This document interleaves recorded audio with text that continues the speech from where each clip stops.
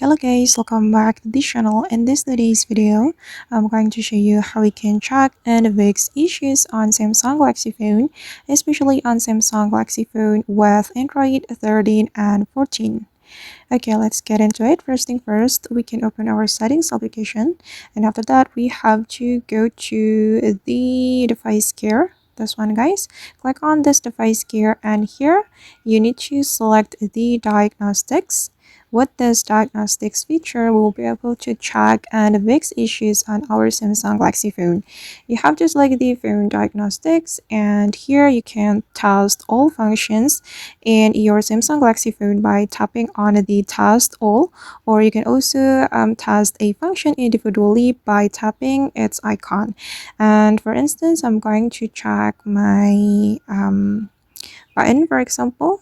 So I'm going to click on this button icon, and here we have to follow the instruction. I should press the volume up button, and after that I have to press the volume down button as the instruction says.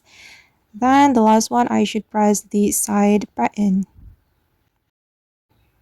Okay, and my buttons is still normal. Then if we want to run the test again, we just need to click on test again right here. If there's something we should fix on our Samsung Galaxy phone, we can fix it right here as well.